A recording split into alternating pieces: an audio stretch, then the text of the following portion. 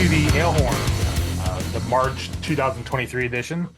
My name is Jason, and I got a pretty fun conversation today.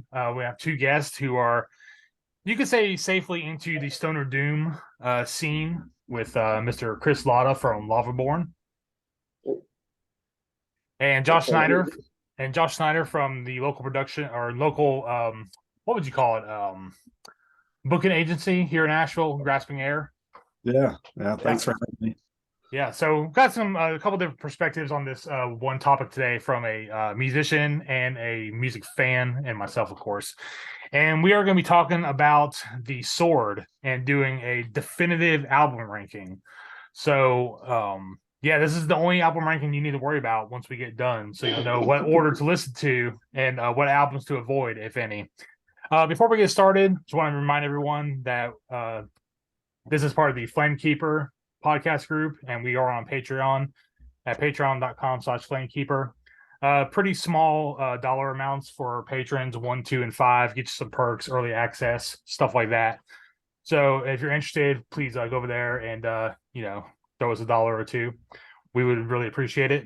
And also on YouTube, the Metal Forge, Alehorn, and Mudhorn all have individual channels, so subscribe to those so you don't miss out on anything.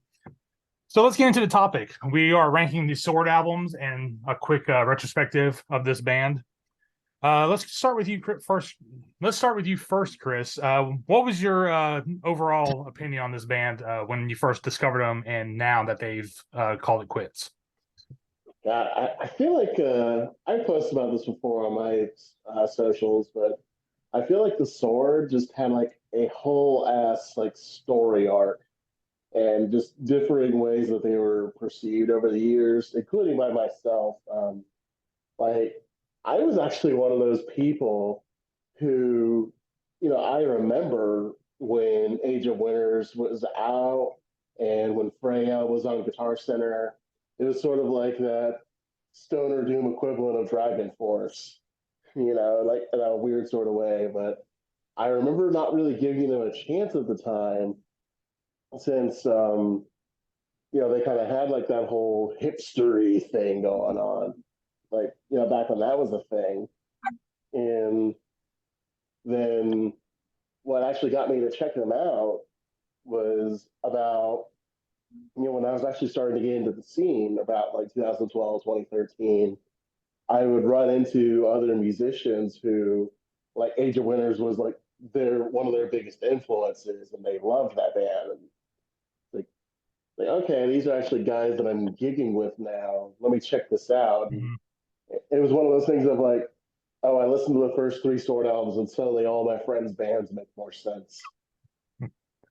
and so I was very late to the party, unfortunately. But it's, even with the amount that I've heard, like, you still get that sense of like the scope they were going for, how they stood out in the scene, and just how I really think they were more influential than they're really giving credit for.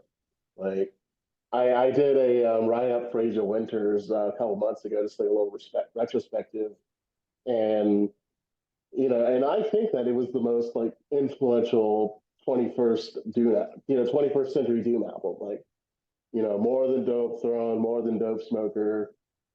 I think that that's been like that was the one that really opened the floodgates. But it's like, so I was a little late to the party, but I guess you could call me a fan. Okay, right on. Yeah, it's pretty good. I don't know if I can say it better myself. I'm kind of in the same situation as you are, where I didn't know about them until the second album. The first band I was in, the guitar player like burned me a CDR. He's like, "Man, check these guys out. Ooh. This stuff's really good." And it was right before the second album came out, so I actually went out and bought the second album like the day it came out, which isn't easy to do around here back in 2005, because we don't really get the new releases from every band. Kind of like just the big boys, and then like you might have to order it, or you might get lucky if like an independent store had it, but usually they didn't. Yeah, I think back in the day, I was in high school and college back when they were first coming out, in the mid 2000s. So my go-to for that would have been like an FYE, the next town over. Yeah. And I think they actually did stock them back in the day. So Well, they I were on had a the small chance. I label just didn't too. take it. Yeah, they were on a small label also, so it wasn't like it was like on like Metal Blade or something where they would probably be in stock. Yeah. Yeah. How about you, Josh? What was your first impression of this band whenever you discovered them?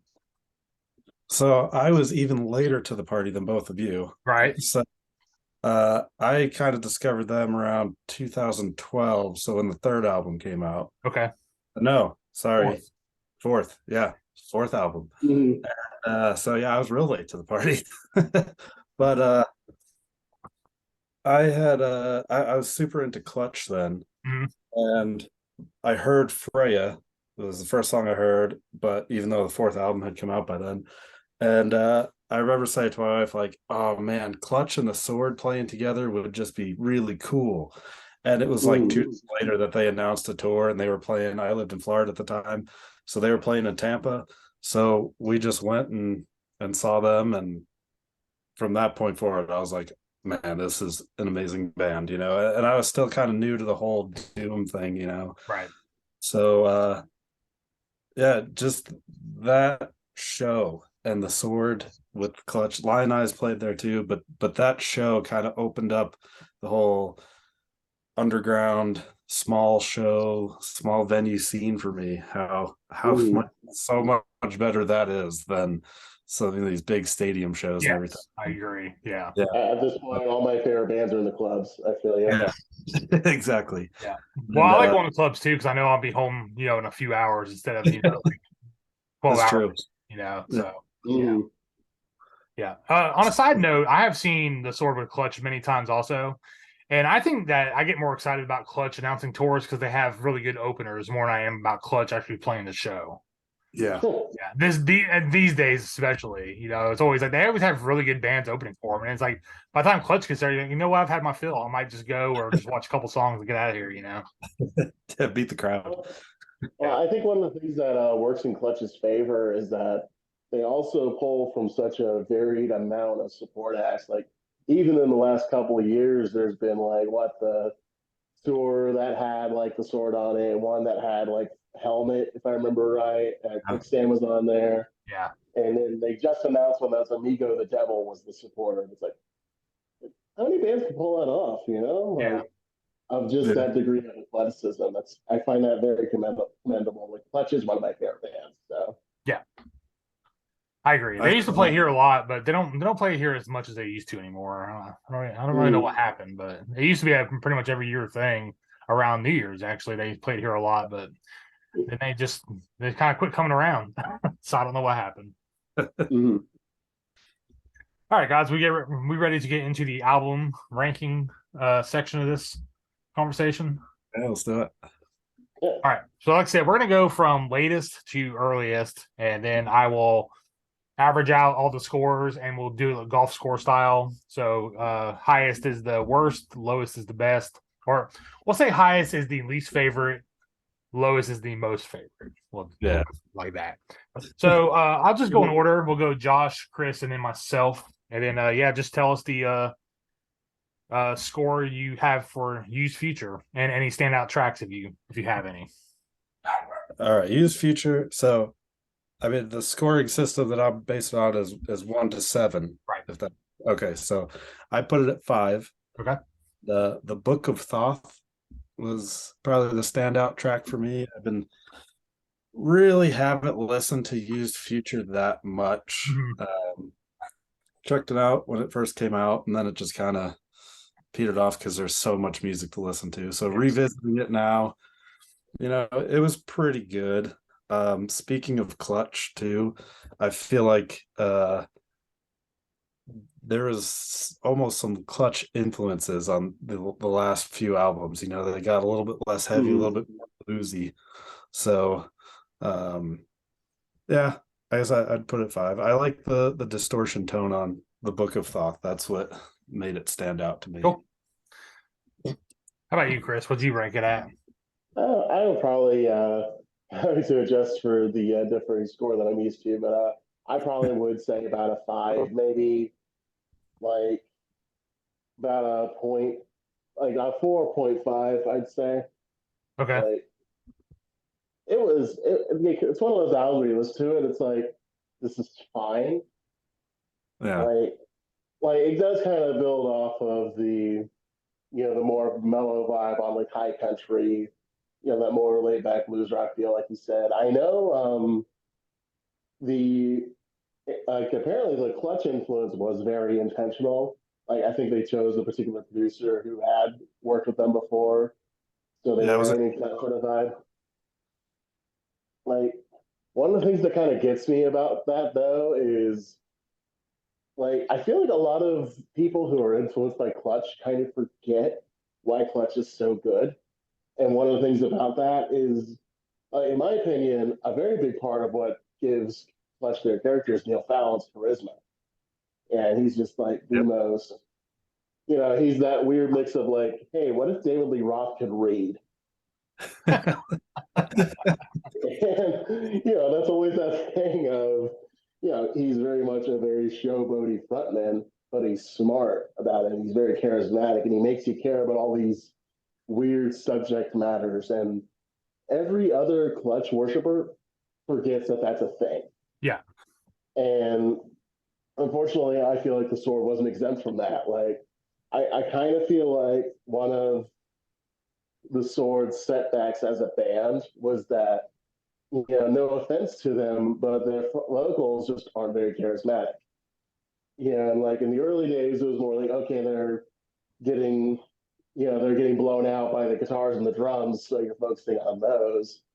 And you kind of feel him getting more confident with every album. But it's that whole thing of he has a really good like indie rock singer-songwriter voice. Mm-hmm. In a, kicking your balls off stoner doom band. And, I feel like they got better about it over time. But I think that it did kind of hold them back. But there's times where he stands out. Like I will say the track "Don't Get Too Comfortable" was one that kind of resonated, especially on like this most recent revisit that I did of it. But in general, I remember kind of thinking when I was listening to Use Future at the time, there was this sense of, okay, so they're not really doing their old style anymore, and a lot of bands are kind of doing it better anyway, so you don't really worry about it. But then they move over to like that sort of desert blues style. It's like, oh wait, I kind of feel like people over here are already doing it better than them. I was like, okay, this is fine, but like, at the time I was really digging like Youngblood Supercult's High Flames was such a fantastic version of a similar sound, and you have like what All Them Witches and the Devil and the Almighty Blues were doing. So it's just like feels like they didn't really have much of a place between those. That makes sense. Like I don't think it's an awful album at all. I just think that by the time it kind of was just like a little played out. Sure. Gotcha. Did you say you ranked it a 5 out of the albums or 4.5? I'll go ahead and say 4.5. Oh, because what the ranking was like worst album to best album, like 1 through 7. Sorry about that. That's how we were doing it. Oh, yeah, sorry about that. Oh, you're good. I would probably say 6, actually. 6. Okay, let me write that down. But you can give an opinion out of 5 too. But just for the, I was trying to think of. Sorry, I had to get used to that system. But yeah, I would say out of their discography, it's 6. Okay. All right. Yeah. Well, that's also what I have it at is 6. Like I said, I kind of fell off this band by the time this album came out, but I gave it a fair listen, and I like it a little bit better now than I did when it first came out. But I'm still like a very first 4 kind of guy, kind of Metallica-esque. Like first 4 is definitely like the cream of the crop, But, that's definitely the consensus from what I've run into. Yeah. If not the first 4, then at least the first 3. Yeah. But there's some good ones on here. Like I like the song Deadly Nightshade. I think that's the most Sword esque of the early stuff with the especially the vocal melody and stuff like that is more of the old style Sword. But there's just not enough on this album to really like love this album. Like I didn't think it was a very good last album. It didn't really make much of a statement to me. Yeah. But yeah, some people really like it, and there's nothing wrong with that. It's just my personal preference is it was just kind of it's just kind of weak to me. But It's a okay, little guys. underwhelming. Yep. All right, well, let's move on to Low Country. What did you give this 1 out of 7? Let's go with you first, Josh. I put it at 7. I don't know. I loved the whole idea when I first heard about the high country, low country thing. Yep. I like weird example, but Manchester Orchestra doing the Cope Hope. If you listen to that, the Cope was like a heavy version, Hope was acoustic. That was really cool. I don't think the Sword really nailed that, in my opinion. Some of the songs I listened to, the high country seemed to actually, let's talk about low country, so I'm getting into that. But it's hard not to talk about both of them. Yeah, I know. Yeah. But Have to in a way. yeah, it seemed like their acoustic songs were just playing their heavy songs on acoustic guitar, and it just didn't translate to me.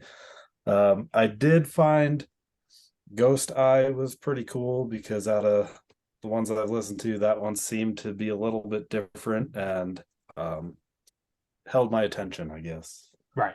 Gotcha. How about you, Chris? What did you rank it at? I would rank this one. Yeah, for Low Country. Yeah. And I was trying to figure out if this was going to be officially included or not. But I would give this one a 5 personally.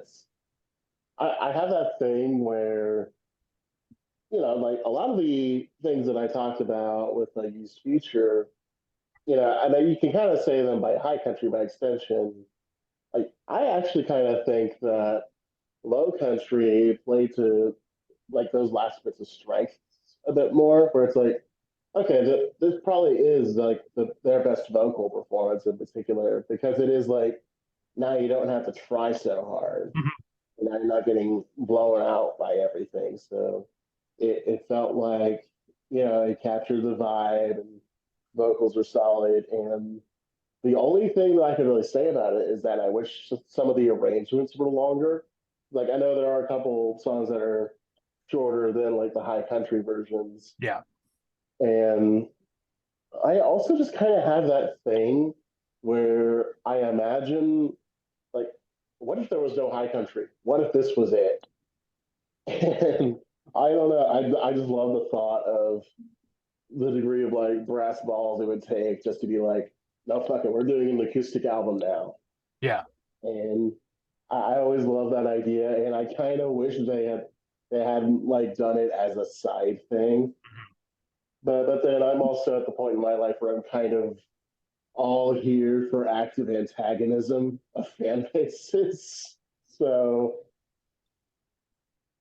yeah, I would say I try not to do that thing where I like or dislike an album for what it's not doing, but just the idea of Low Country makes me like it a little more than the last couple. Okay. Cool. Yeah, it's only 31 minutes and 22 seconds with 10 songs, so it's pretty short. A lot of the songs are like missing like the last, like the bridge and last verse choruses and stuff like that from the high country versions. So yeah, and I think they could have kept those. Like if they kept those, it'd be number 4 for me. Okay, cool. So you said it was number 5 for you? Yeah. Okay. Yeah, so I put this at number 7 also, last. Like I said, it's just, I don't know. It's the same. It's hard to rank it really high because it is the same songs as high country, except some are shorter and just acoustic. So it's like, are these songs better versions than the electric versions? Like, it gets to like the core of the song more. I think you can hear the core of the song better without all the keyboard and like extra stuff they had on high country. But like I said, because they're so short, and it's not even the whole album, it's just like 10 songs, where high country is like 15 or 16 tracks. Not all of them are songs, but yeah, it just didn't do much for me. But so yeah, I ranked it. I put this one last for myself too. All right, so speaking of high country, I guess we'll just move right on into high country. Now, I don't know if you know this, Chris, but JD lives pretty close to me and Josh in the area, and he wrote High Country after moving here, so it's pretty much all based around living around here, which is cool. kind of cool. Yeah, It's always interesting how stuff like that can affect your writing process. Like, right. especially since they do kind of have that old Texas Doom association. Mhm. Like, if you'd asked me where I thought they were all living, I just would have been like, well, fuck it, I thought they were all still in Texas, did they move? But that's good to know. That's really interesting. Yeah. So let's start with Josh. Where did you rank this, and a couple thoughts about it before we move on? Yeah, this was 6. Thought it was a little better than Low Country, just because there was more to it. Again, I picked Ghost Eye because of the variation from the Low Country, and I particularly like the riffs, and I felt it was a little bit heavier than some of the other songs. Yes, I can't think of the tracks at the moment, but some of them have like the almost electric drum beats and stuff, and Yeah. that just is kind of out there for me. So, and I have no problem with that, but when it's the sword doing that, it was kind of like, I don't know, it was just a little too much change between their 4th album, Yeah, it was quite the departure, I will say. Yeah. Mm-hmm. A big shock there. Yes. So, how about you, Chris? What was your thoughts on this one? I would say like I would give this one the 7 for me. It's definitely in that category of it's fine. Like it, I know there are people who will like say that the sword like went to shit, and it's like, nah, it's more that they kind of just went okay. Mm-hmm. But it's funny you mentioned the like little electronic elements. I always thought that was very interesting, and that they could have fleshed it out a bit more. What it actually reminds me of, are either of you all Sturgill Simpson fans? I yeah. know of him. I don't know. I'm not too familiar with this stuff, but I do know of him. And I'm sure I've heard some of it before, but I just can't think of anything right now.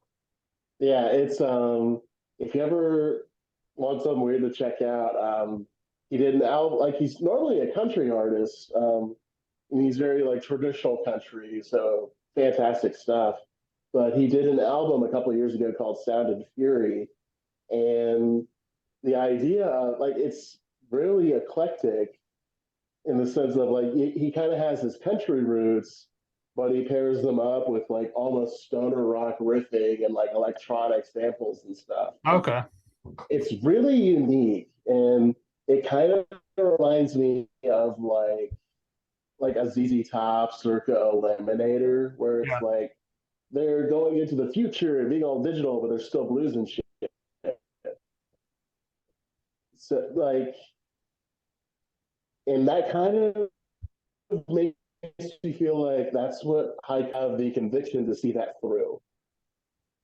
And I think that might be what colors like a little my bias of. And I know y'all have been comparing it to Low Country with High standing up more favorably, but listening to them back to back kind of gave me that feeling of, it's like I said, I kind of wish they'd just gone with Low just to really shock the system. It would have been interesting. Yeah. It's that sense of, I don't know. I always have a thing whenever people talk about how bands experiment. I always kind of I end up with that feeling of I kind of wish they pushed it more. Like, it's that whole thing of like, they did introduce some elements, but it feels like they kind of could have taken them further than they did. Right. All right. Well, I put this one at 5. Obviously it doesn't hold up to the first 4 for me, so I guess we all know where my 1 through 4 is going. But I do like a couple tracks on this. No joke though. I think the song "Dream Thieves" is really cool, and I also like the song "Tears Like Diamonds." They have really good vocal chorus harmonies and melodies on it. So I think those ones a lot. But I don't hate this album. It's just like, it's just not my favorite Sword output. Yeah. So I mean, I haven't even listened to this album in like probably like 5 years before I Yeah. started listening to all the albums again. Like seriously, like it had been that long. But I did remember Dream Thieves Mhm. was one of my favorites back then too. So yeah, that one held up for me. All right, guys. Mhm. Well, let's get into the big four of the sword now. Uh, now we have let's see. Let me see how to pronounce this real quick. Apocryphon, I think, is how you say it. Yeah. Yep. Yeah. So this is the first one with the new and I guess last drummer they had, who to me wasn't as good as Trivet Wingo as far as dynamics go. So I was always kind of upset that he left the Oh, band for sure. under whatever circumstances, I don't know, but I think he had some songwriting on this album because it is a lot of it is very him, but I don't think they ever recovered really from the dynamics of losing him, especially in the drum department, because this stuff was so interesting and weird. And like he would just like go off time and come back in, never miss a beat. This guy was more just like, four on the floor kind of stuff. So that's not a bad album by any means, but let's hear what you got to say Yeah. about it, Josh. So I ranked it at number 2 because this is when I got into the sword. Yep. And it was also the tour that they were supporting. So I chose the Veil of Isis was the standout song because that was the first song they played live, and it just kind of sucked me right in to be a sword fan from there. Cool. I don't know if you can see behind me back over here, but I bought the collector's edition with the vinyl and everything, and got a slip mat. And they also sent me there's a signed 3-piece poster back there over my TV. Yeah, so it's pretty cool. I was not into records back then too much. I think I had like 2, and I was holding the special edition one, and I'm no, I can't. I'm not gonna do it. So I bought the CD, and I've kicked myself ever since. I'm like, what the hell? Because I ended up meeting Kyle and what was it, Santiago or Yeah, it's the drummer. Yeah, I think his name is Jimmy. okay, yeah. I had met them behind the building there. They signed it. I talked to Kyle for a few minutes, and that was like the coolest thing ever, Yeah, of course. So yeah, so that's why I ranked it number 2. I did really enjoy it though. I mean, it's a great album. So right. How about you, Chris? What's your thoughts on Apocryphon? That's what I would say is like right in the middle at 4 there. Like if I were to, going by like my personal ranking system, like the previous 3 were kind of at that either like the high C, low B category. Right. Like you're solid like 7 out of 10. Like this album here is like I would say this is like high B tier, pretty high 8 out of 10. Uh, it kind of has that thing where it's I think it's solid. I think it's really good. It just doesn't quite cross over into a classic, that classic threshold for me. But one of the things that I always remember was it felt like this was around the time when, like I mentioned earlier, this was around the time when people would sort of acknowledge the sword more actively as influences. Like, this was around when guys my age started getting into the scene. So here in Indy, I think this album came out around when I was trying to get Spirit Division off the ground, my first band, and and I was talking to guys, for like guitar or whatever, and a bunch of them were really into the sword in particular, and while like a couple of guys would like drop songs from this album, but it would be the sign of like, oh, Age of Winters and Gods of the Earth, etc. Those are like they've been grandfathered in essentially. Yeah. And so there was that sense of like, like I said, like for the longest time, it felt like there was that sort of climb from hipster band that doesn't really belong anywhere to, oh, they get to open for Metallica, to, oh, actually people think that they're like a legitimate band now. I should probably let go of whatever bias I had and just check it out. And it worked out, thankfully. But yeah, it was definitely one of those things of, I played some gig with a guy and he was just like, dude, you have to listen to this one. It's like, okay, yeah, I get it. But Yeah, it was the like that philosophy was translating a lot to like their first couple records, but this was around when I caught on. So Gotcha. I do think that there's something to be said for that. Okay, cool. Yeah, I put this one at 4. What was your ranking at for this? 1 out of 7? This was 4. 4. Okay. Yeah, so I have it at 4 also. But I get what you mean, Josh, about sometimes the first album you hear from a band is sometimes your favorite one because it's just like the first time you heard it, that's what you always remember, you know?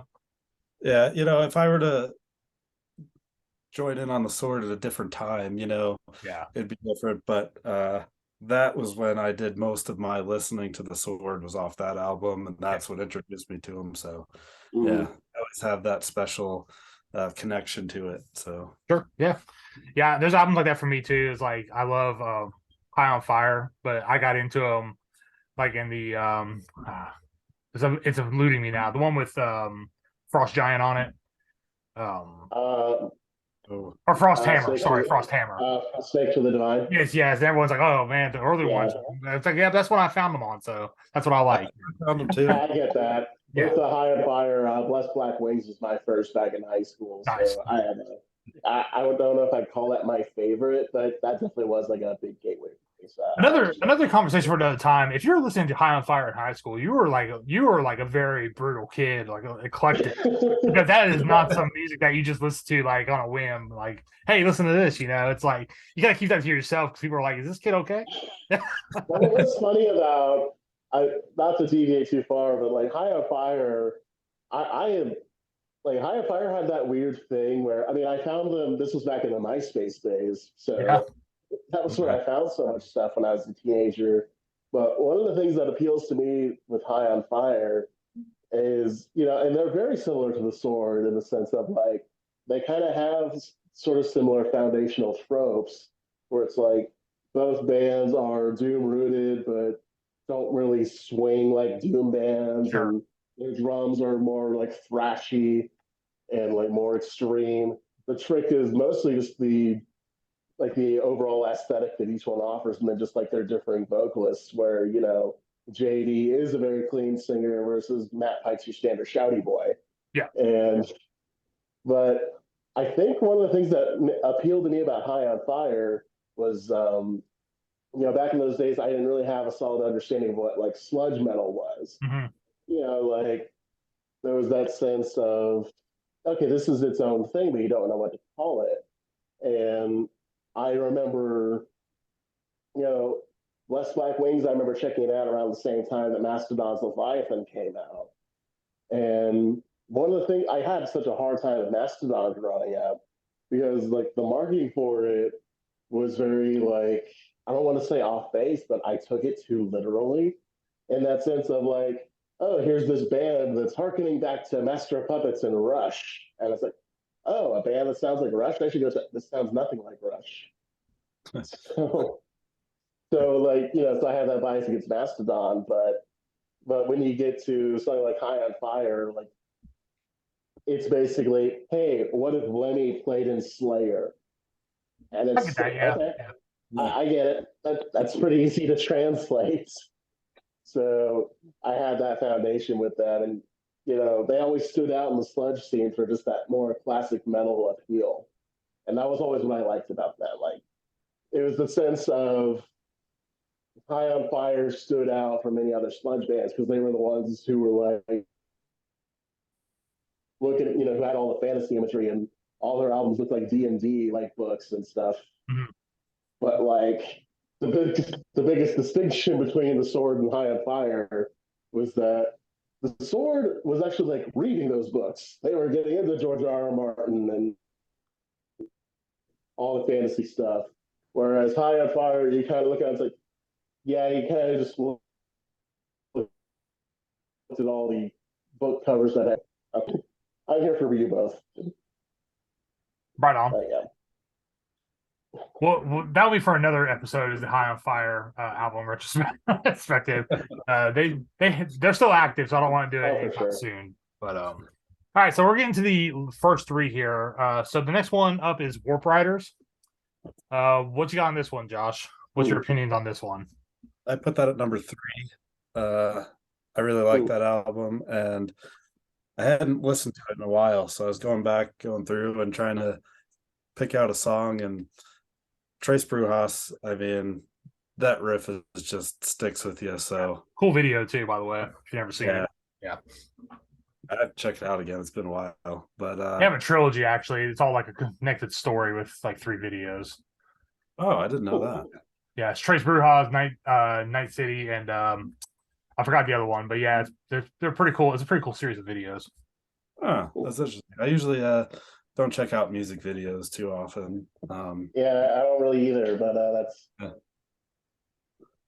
It seems interesting, connecting the story, especially with such a strong, fantasy influences they have. I bet that would be pretty awesome.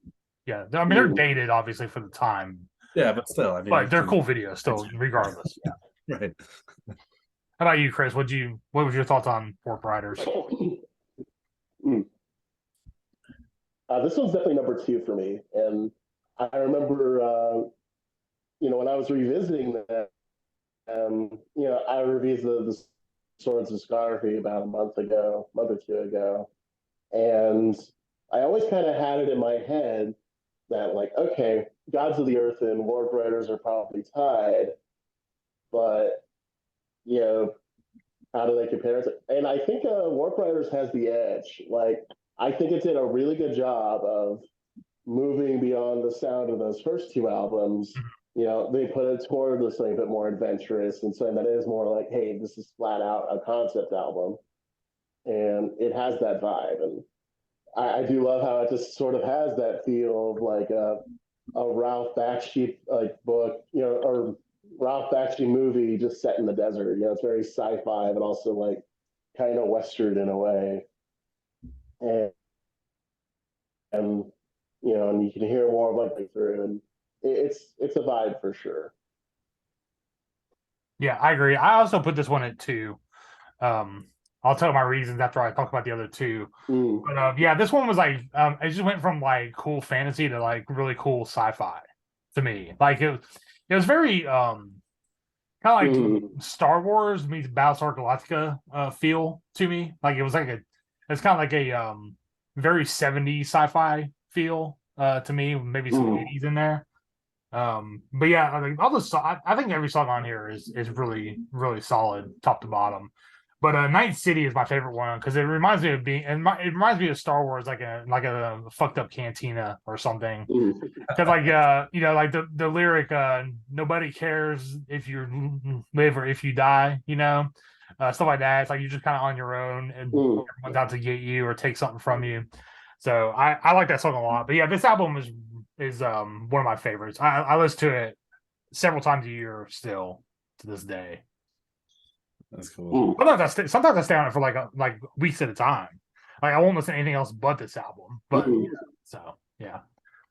Yeah, it's just that one of those albums for me that like really, really talked to me. I think it's their best balanced for sure. Like it's kind of one of those things where this probably would, like, if somebody was like, hey, what's a good first album to start on?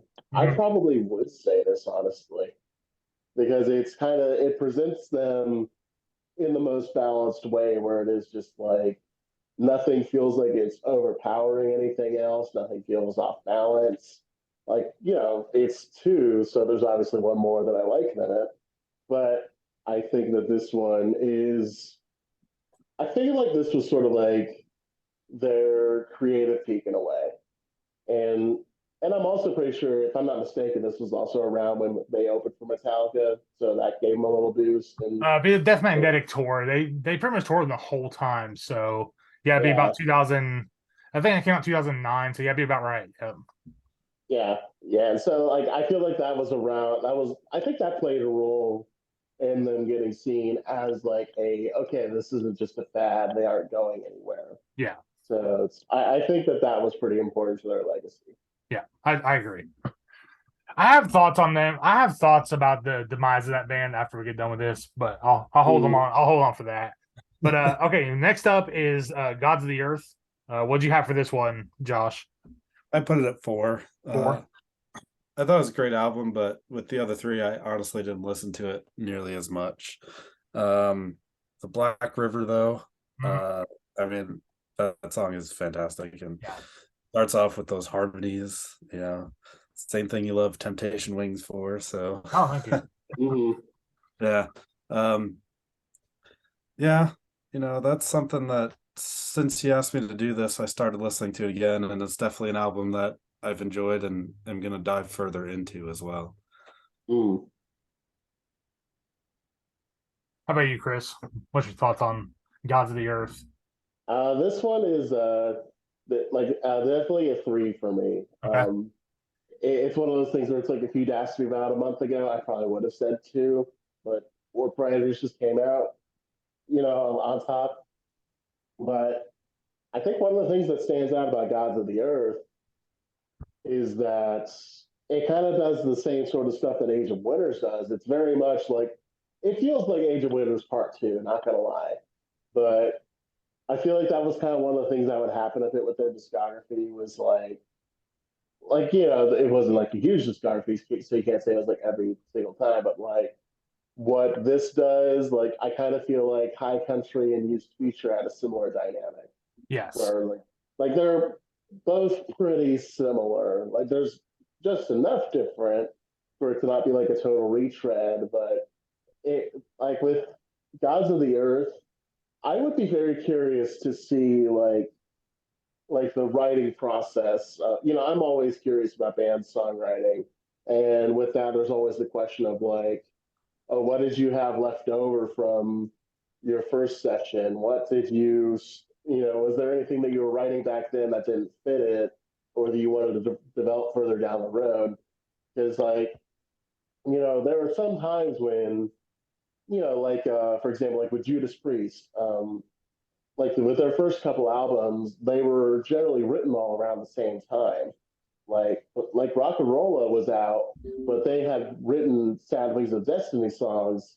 Like they had those in their set for a couple of years before that, so they were generally written around the same time.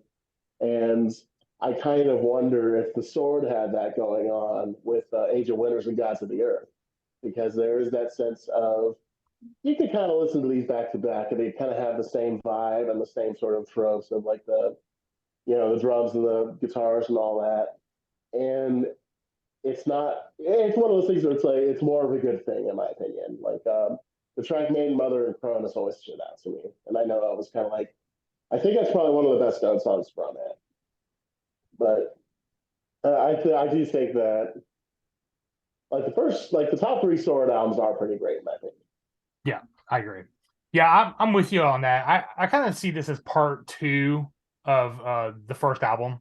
It's almost like Use Your Illusion 1 or 2, or maybe Load and Reload, and like they were kind of done at the same time, but they just had so many songs that they just split it up because they almost sound the same production wise too. The subject matter is very close, everything. So yeah, I think these were actually probably.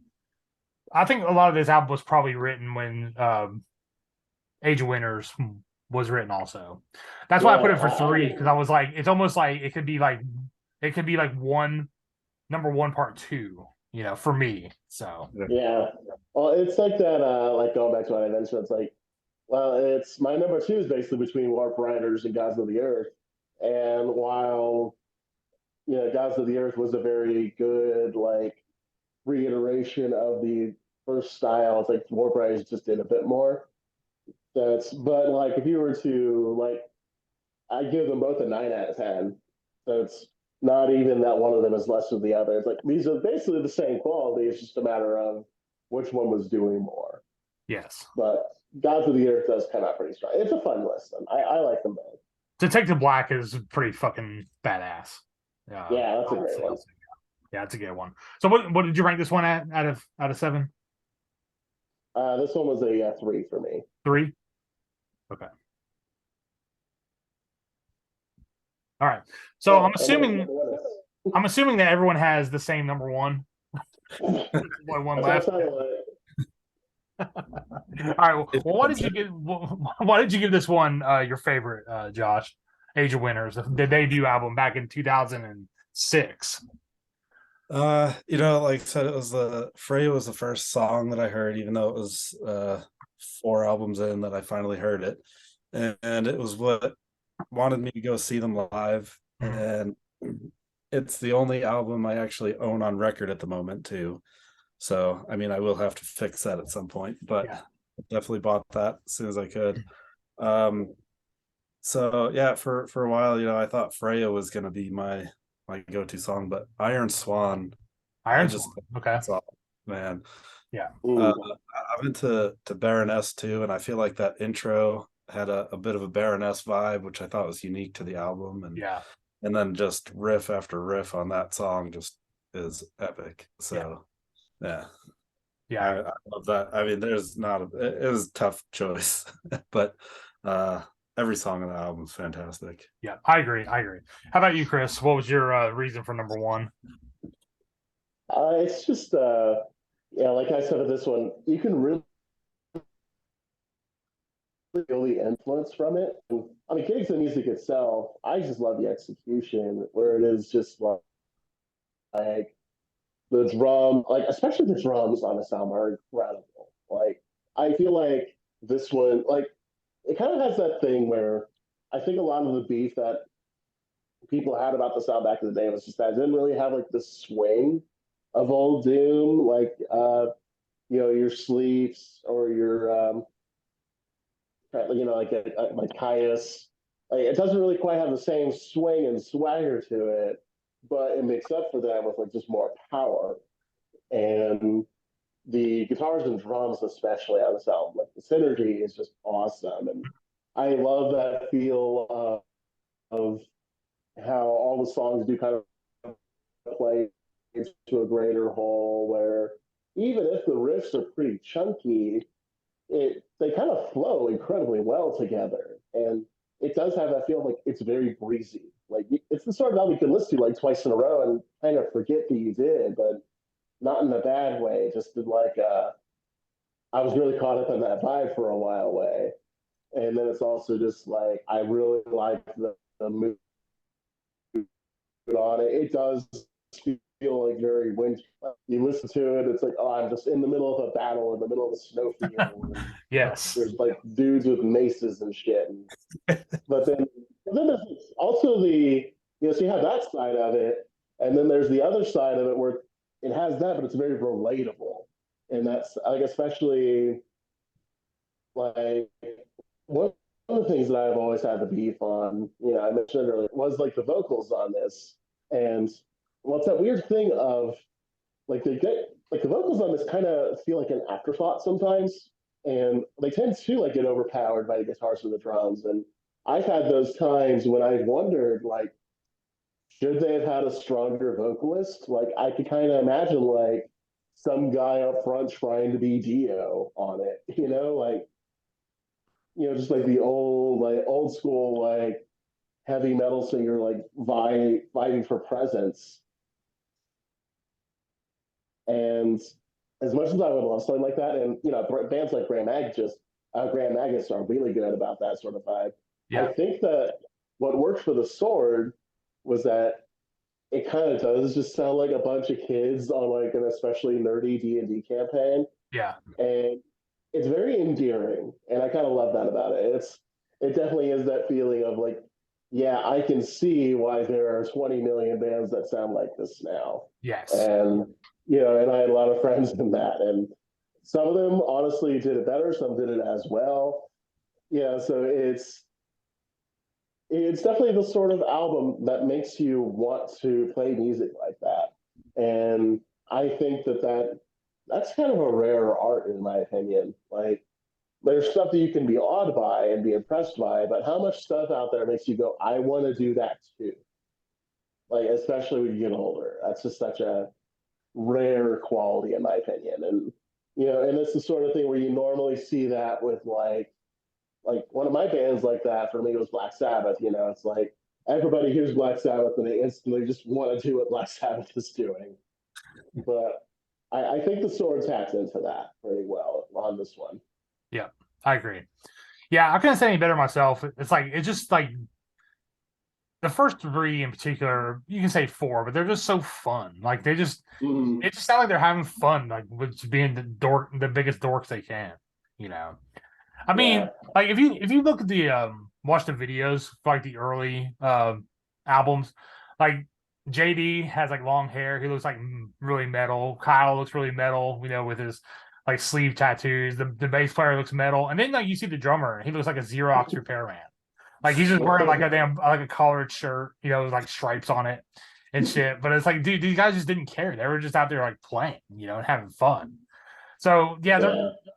I was gonna ask you also like what you thought of like the whole metal genre sword sound alike bands, which you know there is a lot, but there's also a lot of bands that were discovered after people like delved into the rabbit hole, like finding bands Mhm. that sounded the sword. I think like Orange Goblin, like and bands like that got really like noticed more after the sword hit it big because people were looking for that style of music. It's like it's like stoner doom thrash, classic, Mhm. you know. Some Yeah. power and a little bit of power metal influence in there, not vocally, but like kind of subject matter wise, you know, like the D&D campaign stuff. Yeah, for sure. Like, and Orange Goblin is definitely a band that I've come to enjoy a lot for that sort of. Yeah. I like one of the things that stands out about Orange Goblin in particular compared to the Sword is that they kind of do have a similar, mix of influences and that sort of thing, and are going for a similar vibe. But I Mm. do kind of like how Orange Goblin sets themselves apart by kind of going like the more biker route. It's Yeah, it's like an the apocalyptic biker band, like kind of like metal Yeah, band. it's the whole thing of like the Sword probably likes Motorhead. Orange Goblin lives and breathes Motorhead. Yeah, gotcha. One's a casual fan, one's like diehard. Yeah, I got you. Yeah, exactly. It's you talk to Ben Ward and he could probably talk your ear off about Orgasmatron for a half hour. So Right. that's the vibe that I get from Orange Goblin in general. But I can definitely say like as far as like I don't like the bands that were influenced by them. That was definitely something that I kind of noticed with like the speaking for myself here in the Indianapolis scene, like there were definitely a bunch of bands that you can kind of tell have that influence, and a couple that still do. Uh, throwing some of them out there. My old band Spirit Division pulled from that a bit. Uh, we had there was a band around here called Arcarus. It's like Archarus. Um, they released an album back in 2015, and basically their thing was like they were pretty similar to the Sword, but like kind of leaned into the thrash more. Like their old vocalist was more thrashy, and we played with them all the time. Uh, like they were kind of moving toward like a spacier direction, more along the line of Elder. But they haven't released anything in a good while. The last thing they did was the split like 5 years ago. But like they were a good one. A couple others we like Ice Howl was a band from around here, more of a project. I think this is like they started out very much in line with the Sword, but they also started picking up more influences like I know their main guy has said that their last album had like some In Flames influence in it, amongst some other things. A bit more leaning into like the classic metal and the melodeath sides of it. That's that's been cool to see. And then probably the biggest one was Wolf Tooth here in India. I'm not sure if y'all guys are familiar with them at I all. am. Yeah. Yeah. So they're as far as indie bands these days, I know they're kind of our big boys, and like Lavaborn, we played with them quite a bit, but they're definitely like I talked to the guys before, and they've said that like the first couple Sword records were very influential on them, and they were longtime fans. But they also do a thing that they kind of lean more into like making it catchier. That makes sense. Like they kind of do have like the sort of hard rock slant to it, and squeeze in a little more Graham Magus in there, and they actually just released a Kiss cover a couple of days ago. So it's like, okay, yeah, so there's sort of that background playing into it too. But what Kiss song they do? 100,000 Years. If I Nice, that's a remember good right. one. Yeah. I haven't listened to their version yet, but it's like I can see that working pretty well. Like, but yeah, it's but yeah, those have been like so these are bands that I know these guys. I've gigged with them over the years, and so it's that whole thing of like, yeah, you can tell that you can see how this influence impacted them creatively, and there's others that I didn't even go into, but I can definitely, it's very anecdotal evidence, but like the albums are out there. Right. Hey, well, I have a real quick anomaly here I wasn't expecting. You had Gods of the Earth and Acrophon. Let me think here. We had a tie, which I thought was kind of weird. Oh yeah. Gods of the Earth and Acrophon were actually tied. So let me think here. Three. No, everyone's different. Okay, never mind. I thought you picked one twice for some reason. All right, so are we ready for the unveiling of the order of the albums here? Yeah, let's hear it. All right, so we from lowest to highest, we did Low Country, High Country, Used Future were the lowest ones. Aprophon and Gods of the Earth actually tied at 10. Warp Riders was 7, and then Age of Winners was 3. So Age of Winners won by a pretty damn big margin. Oh, sure. Yeah. I kind of thought it would, but yeah. So like I said, so we talked about the Sword while they were active. I have some thoughts on their demise, and I don't know. Let me know what you think about it. But I actually think when they got done touring with Metallica, I think they thought this was it for the rest of their career, that they were just going to be kind of on easy street. And I think they got lazy. I really do. I don't think they put much effort into the albums.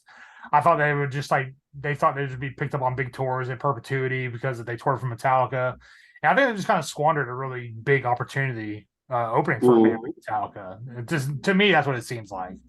Because there was an interview with Kyle one time where they went on hiatus for a while, and he didn't blame their output or like their albums not being what they were. He blamed other bands sounding like them. And I thought that was like the biggest cop out, because I was like, dude, you're not putting any effort into your new stuff, man, and no one's really digging it as much. Well, it's like, if you're gonna say that it's the imitator's fault, then that should be your moment to say, well, I'll show you how it's exactly done. like then rise above it, And instead, it almost seemed like they jumped on the bandwagon of the bluesy stuff. I mean, yeah, I mean, I think that, yeah, it's definitely one of those, like, I don't know if I would say that, I don't know if it's that it's necessarily that they got lazy. Like, I tend to approach it from like the sort of songwriter perspective. Like, I think that was probably the direction they felt like they should go.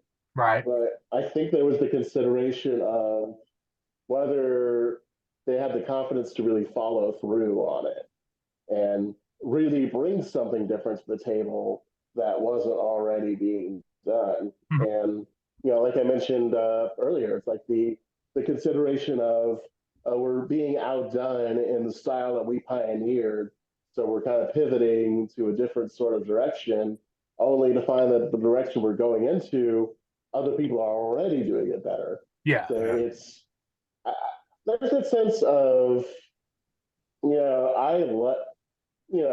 the trick with Warp Riders especially is all right, this is our peak, this is our culmination, this is everything we've been working toward. What do we do now? Sure. And I feel like that kind of reflects in the back half of their discography, where there's that sort of sense of it's not as certain. Like, their fourth one, like, it kind of carries on in the same vein, but kind of gives a little more of a hard rock slant, which I think works, but it's that sort of thing of like, okay, this is really good as like a little hitting the momentum. Next time around, we got to like really swing for the fences and give people something that's really bold. And the bold thing was apparently. Yeah. Well, he tried. Curious, like especially since you mentioned like JD was around there, and I hope he doesn't take any of this, like any of my critiques personally. I'm sure he's a pretty solid guy, but I would be kind of curious as to how he felt about you know the evolution of the band over time, and if there's any particular ones that he stands by or what his thought process was. Sure.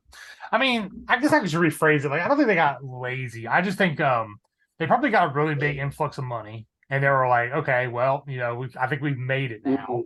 And then for some reason, it just really didn't go the way I guess they thought it would go after being on tour in arenas all over the world for like 2 years. So I don't know. I mean, obviously, this is like outsider looking in speculation. I don't know, but well, one thing I do find interesting was like, okay, the nature that they split was very interesting to me personally. Like, I remember when there was the talk of them saying that they were officially disbanding last year. I think it was. Yeah. Was that last year? It was. And I remember there were so many reactions to it, but it was just like, y'all remember when they went on hiatus, like immediately after Used Future came out? Yep. Like, they were already kind of gone. I had already kind of written them off. And like, not in the bad way, just in like that's the end of that chapter. But, and from there, that was that sense of, okay, I guess the other guys are, they're all going to do their own thing now. And it felt like, Kyle Shutt in particular was really going for it. Because he did like the solo album right after that, and he did the Doom Side of the Moon. Yeah, I was going to talk to you about that too. Did you ever hear that, Josh? The Doom Side of the Moon album? I've heard of it, but I never really listened to it yet. It's good. It's the three members of the Sword without JD and another singer. I'm not sure what band he was from, but it was a good project. I enjoyed it. I thought it was a neat little touch there. Like it definitely had it had like, it was very charming overall. Like there were some things about it that I kind of feel like they could have done better with it. Right. Like there were times where they probably could have gone more Doom or more Dark Side. But in general, it's a passion project. He's having fun with it. Sure. What do you think about Kyle's solo album? I do think he's a better vocalist for starters. Like time is that something that should have happened, but like I thought that was interesting. But getting to the music itself, I thought it was okay. Like it had that thing where it was sort of going for the back to basics, nonsense rock and roll. Like I was kind of listening to it and it's like, okay, yeah, my first favorite band was AC/DC too, so sure. I could relate on that level. But then it was just like, it felt a little too basic at times. Like, it's a fun listen, it's solid, but I felt like it could have been more. To be honest with you, I heard that first song and I never gave it a chance because that first song they released I was like, boy, what is this? And I never listened to it. So I really can't say much about it. I'm in the same boat as you. Yeah. I didn't get a chance. I think I reviewed it back when I was on Indie Metal Vault. I think I reviewed that and Doom Side of the Moon. Yeah. And I think they were both hovering around that 6, 7 out of 10 range. And I haven't revisited them since, which probably isn't the best sign. But I remember at the time thinking that, like, okay, I guess Kyle's doing this now, and we'll see how this develops. Maybe it'll get stronger. And hasn't really been much since then. Yeah. Well, I do want to point out one thing. It's an unofficial release. It's a bootleg actually, but they did this Conquest of Quarantine collection that they released on cassette that I got. And there's some pretty good covers on here, and they redid some of their other songs too. But I want to point out in particular the Rush Working Man cover on this is pretty damn good. So if you haven't listened to this before, all the videos are on YouTube. It was when everyone was doing quarantine videos from 4 different places. It was in that series of videos that all the bands were doing, except for us because we don't know how to do that shit, so we just didn't. But, well, all right, guys. I think that's a pretty good I think we discussion on the sword. What do you guys think? This never like Lavaborn was actually yeah definitely good to be talked about. And they do have a place in the legacy of the genre. I agree. But, Yeah, know, I mean, they're an institution. I never really got the hipster metal thing. I don't really know where that came from. Usually, you're labeled a hipster when you can't do something somebody else can. It's a way to like dismiss someone's talent or success to me. But besides that, yeah, it's one of my favorite bands. Obviously, my band has a lot of influence from them. We're actually covering Freya for a EP, so I'm trying to get those drums as close as possible. Some of them are a little fucking tricky, man. I will give them that. Some of that shit is fucking hard because it's just it's like it's very out of my wheelhouse. So that's fun to learn that. And we're also doing a Grand Magus cover since you mentioned them earlier. Oh, there you go. So yeah, so it should be a pretty fun EP. What anything you want to push coming up, or as far as your writing goes, Chris, that you want to promote?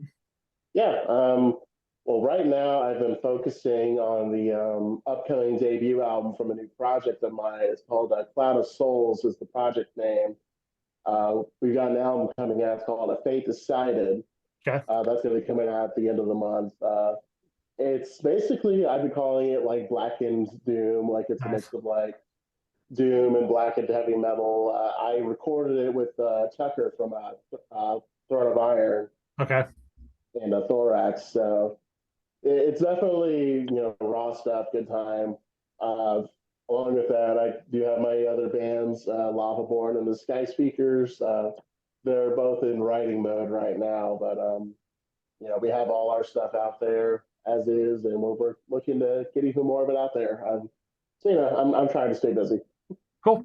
How about you, Josh? What you got coming up in the area coming through? Oh, let's see. This week, March 9th, I got the Beard Cult, Orlayer, and Torvis playing at the Odd. Nice. This month is busy in general.